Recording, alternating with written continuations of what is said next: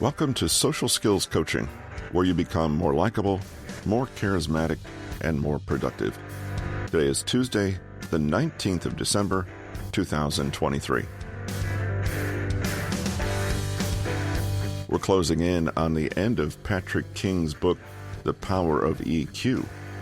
In this penultimate episode, we talk about boundaries, how to own your limits, creating and setting healthy boundaries, and we're going to look at an acronym, DEARMAN, for polite requests and refusals. Thanks for joining us today. Hope you enjoy this episode from Patrick King's book, The Power of EQ.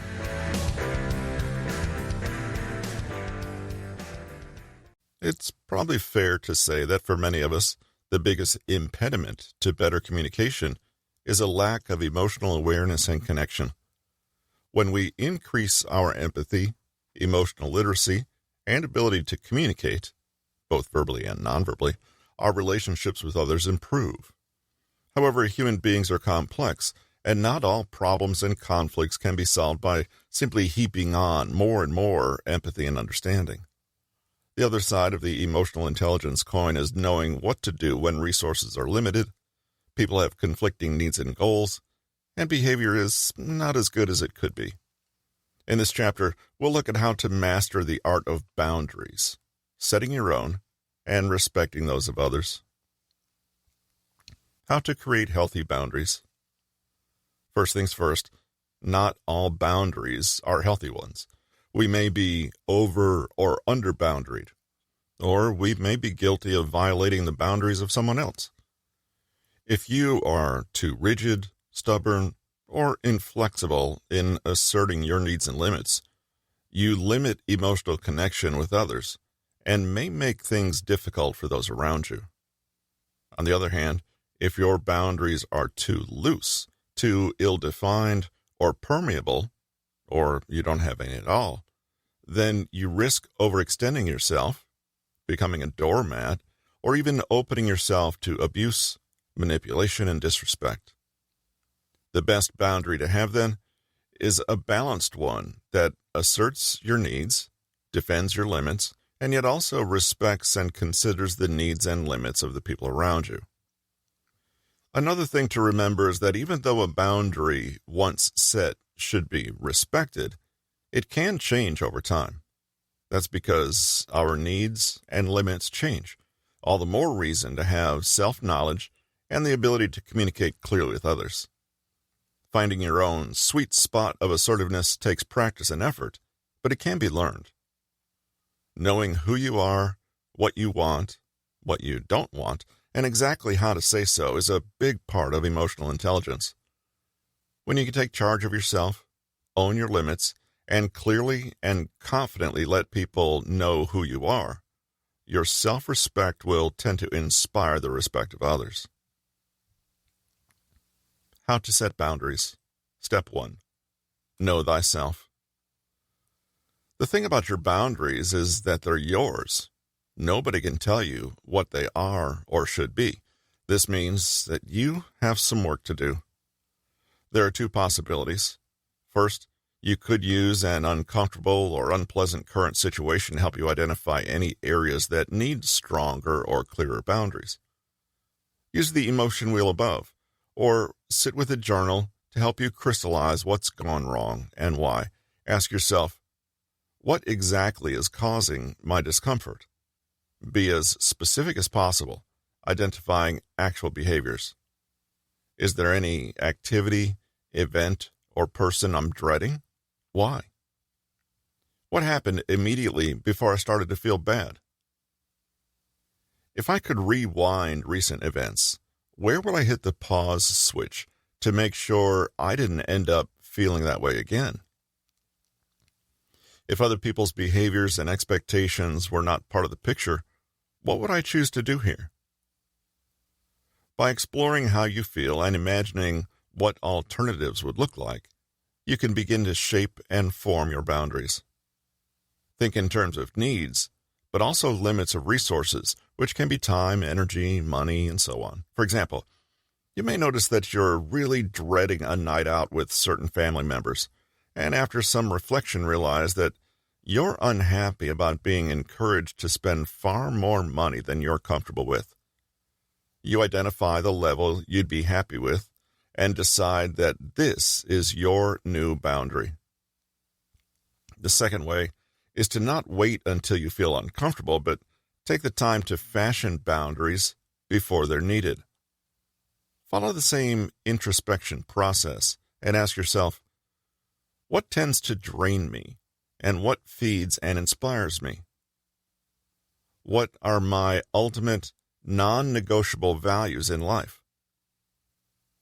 What things do I need to feel healthy, supported, and heard? What am I willing to spend in terms of energy, time, money, and so on right now? What are my priorities? What do I consider my life rules to always follow? By doing the above process, you might come to understand that a big principle you'd like to follow is to live simply and minimally and focus on people rather than material things. You might realize that you have a strong need for a certain amount of alone time and to prioritize relationships over work, for example. This means that when you are next invited out on an expensive evening with your family, you are prepared to draw a clear line in the sand. Step 2. Communicate clearly. One of the biggest mistakes you can make is to quietly decide what your boundaries are and then keep them a secret. People are not mind readers. It may sound silly, but don't expect people to know what you need or what your limits are without clearly and directly telling them. Don't assume that things are obvious, because everyone has different ideas about what is reasonable and what isn't. Again, there are two ways to do this, either in the heat of the moment, when you need to assert a boundary, or in a more general way when the boundary is not yet actively in play. How you share your needs and limits depends on the kind of boundary you have. Most boundaries are to do with what you won't accept, and then to draw limits around resources. For example, time. I'm free this afternoon, but I have to leave after an hour to make my appointment. Energy. That's a bit too much for me to take on at the moment. Emotional capacity. I want to be there for you, and I'm sorry you're upset, but I can't talk with you every day about this. Personal space. This one can be nonverbal. For example, you politely but firmly step back if someone's getting too close to you, rather than suffer in silence for fear of appearing rude. Conversational content. That's not a topic I'm willing to talk about. Defending yourself. I don't find that kind of joke funny. Possessions. Please, don't rummage through my bag again. Privacy. I'd like it if you didn't put that picture of me on social media.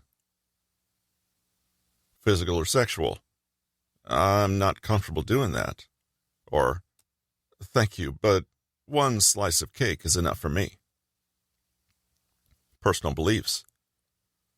I acknowledge that you disagree, but I've made up my mind. Professional. Please, don't use my personal phone number unless it's an absolute emergency. Financial. I'm sorry, but that's the limit of what I can donate this month. Step 3. Follow through.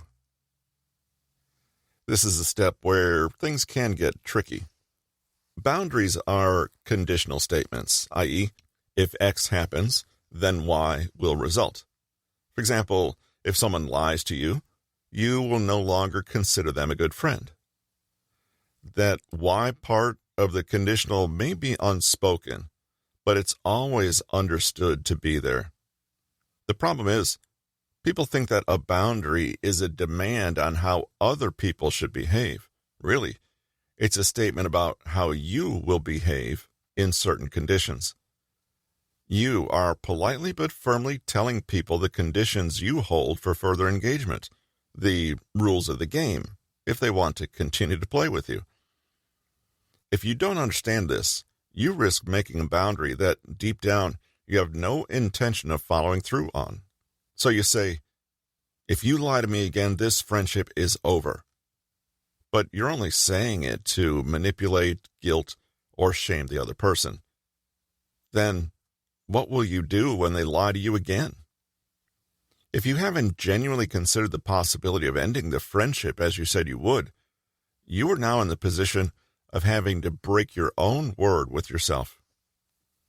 This is why people take a dim view of ultimatums and sometimes see boundaries as secret threats. Unconsciously, that may be just the way they are used. But this is not a healthy boundary practice. Asserting and upholding your boundaries is an act of trust and self-confidence and a sign of self-respect. You should never use your own boundaries to try to control other people's behavior, only to communicate your own limits and needs when it comes to your behavior. So it's entirely reasonable to assert that we don't work on weekends, but we cannot also demand that our employers keep us on if they happen to want staff who are available 24/7. How do you follow through on a healthy boundary? First, think it through and don't say what you don't mean. If you have hard limits, know what the consequences are of those limits being disregarded and be honest and fully prepared to see them through. Do not make your boundaries negotiable. If you say you don't work on weekends, but then end up doing a few hours on Sunday evening just to keep people happy, you're sending mixed messages. If people push you, be a broken record and keep politely repeating yourself without changing your message in the least. Be consistent. Remember that someone else finding your boundary a little inconvenient is not a good enough reason for you to drop it immediately or start making concessions. Remember that you are not responsible for how someone else feels about your boundary. After all, there are criminals out there who find it very inconvenient that people try to protect themselves from being preyed upon. But their hurt feelings don't change a thing, do they? You never need to apologize for setting a boundary, nor should you rush in to try to make it up to people and soften your no. Sure, you can make a counter offer to do as much as you're willing to do, but let this come from you rather than a guilty sense of obligation. Trying to be polite, we can end up over-explaining or even defending ourselves, which actually weakens our position and invites people to push a little to see how far we'll bend.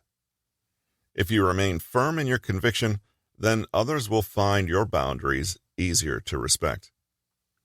If you ever feel like saying no makes you a mean or difficult person, try to remember that having limits is a healthy thing to do and actually creates more trust, respect, and connection in relationships. It means that when you say yes to something, people value and trust it more.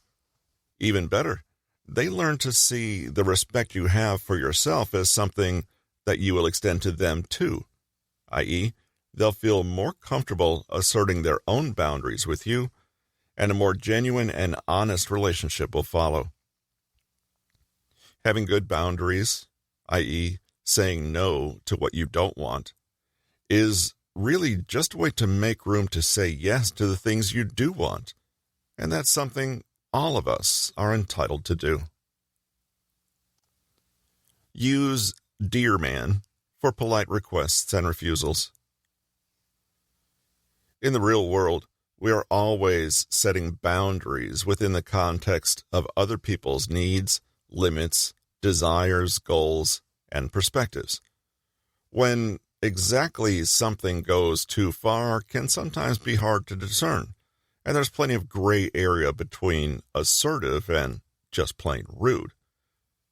We want to be polite, but also take care of our interests and not be, too polite.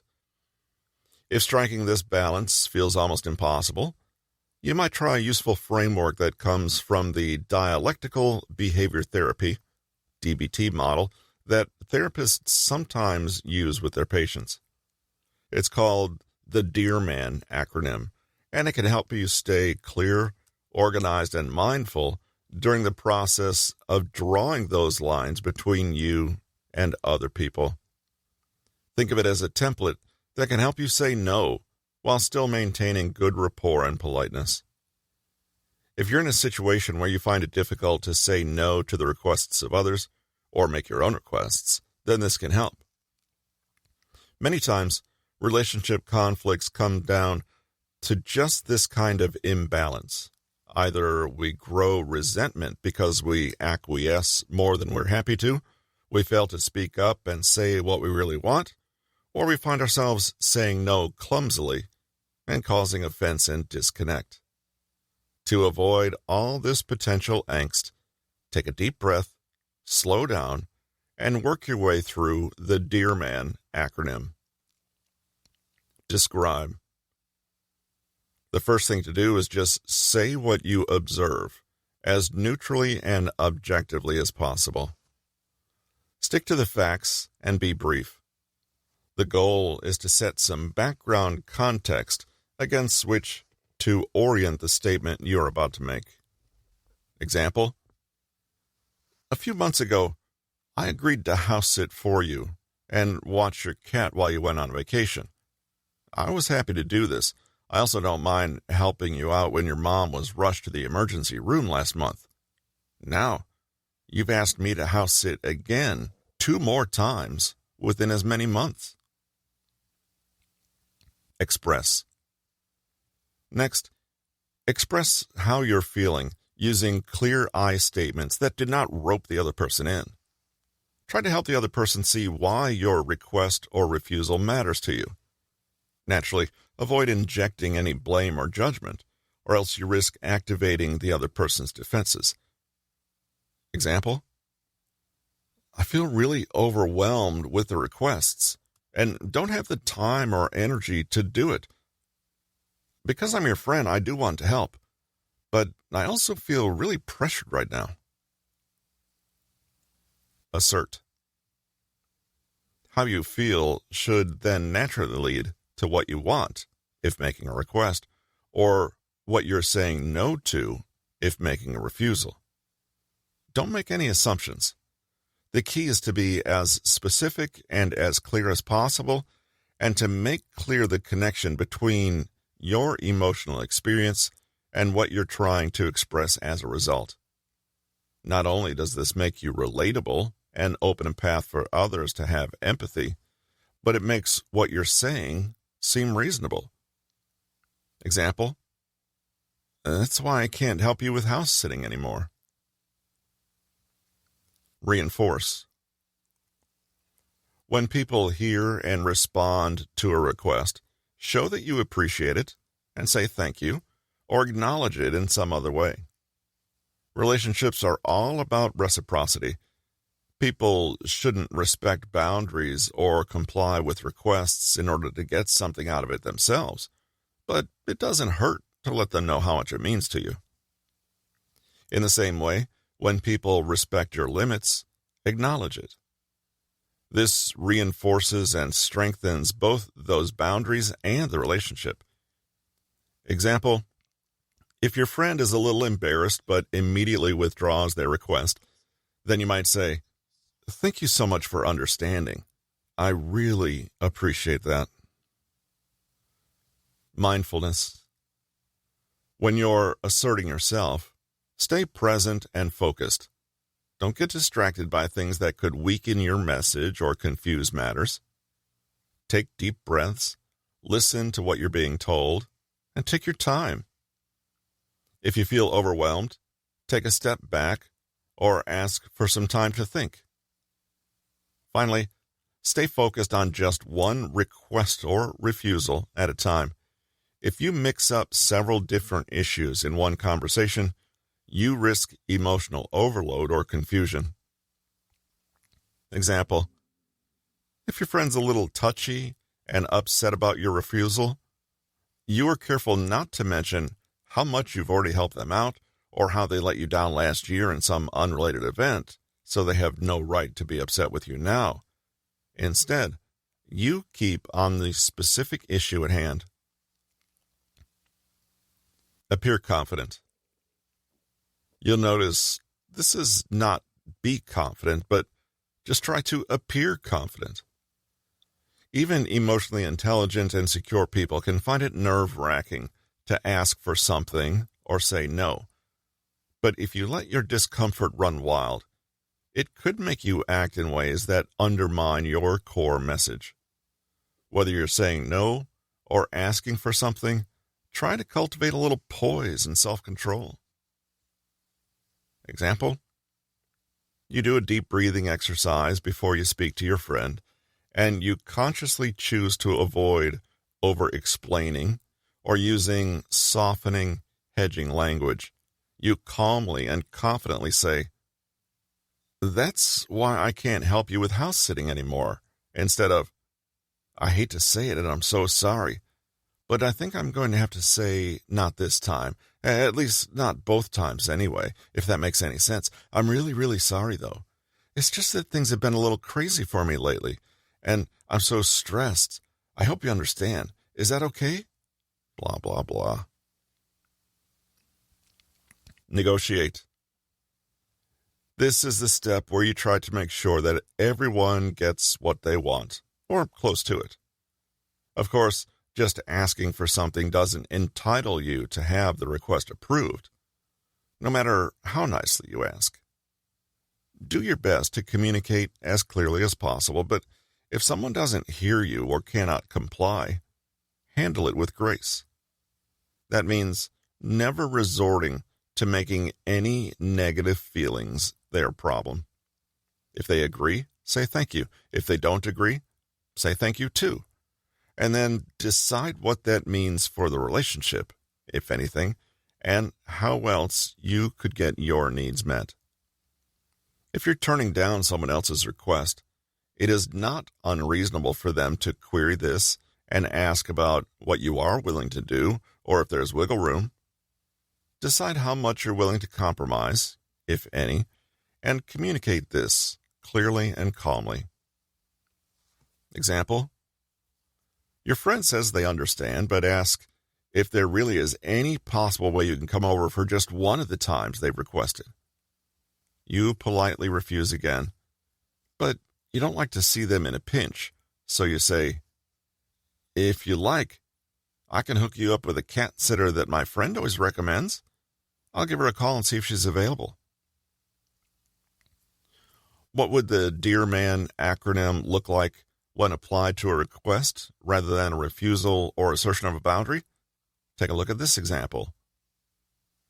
Describe: I'd like to talk about how we manage the housework between us.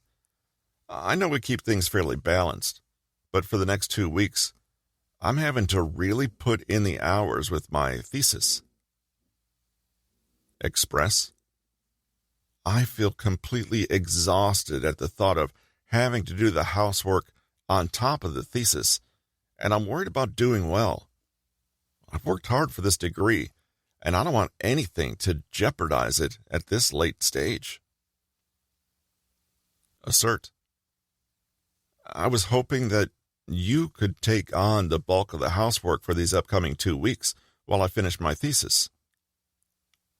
Reinforce: I understand it's a big task, so I thought I might offer to pay you something fair and reasonable to offset the extra effort you'd be making.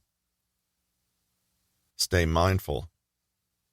I know that we've had our disagreements about housework in the past, but today, I'd like to just focus on these next 2 weeks and see what you think.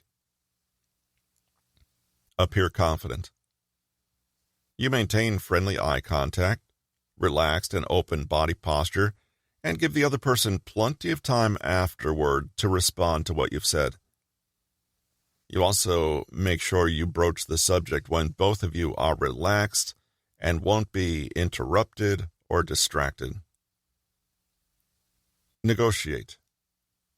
You work together to identify an amount of money that feels fair, a list of chores to hand over to them, and a fixed start and end date. They can't do a full 14 days, but agree to 12, and you go along with this. Alternatively, the other person turns down your request. You respond by thanking them anyway and committing to not making them feel bad for having their own boundaries. It's no big deal. However, if you are in a relationship where you notice that your needs are consistently not met, or that your boundaries are seemingly always pressed on or even violated, you might ask yourself why, and be honest about whether it's a good relationship for you. As you can see, the DEARMAN framework is pretty flexible and can be applied to both the big, difficult conversations, but also the everyday niggles that emerge now and then. You can use it to great effect over email, where you can take the time to craft a response that ticks all the boxes, or you can use it to help you clarify for yourself your position before you broach a tricky topic with someone. DEARMAN will help you stay focused and on track for the best possible outcome.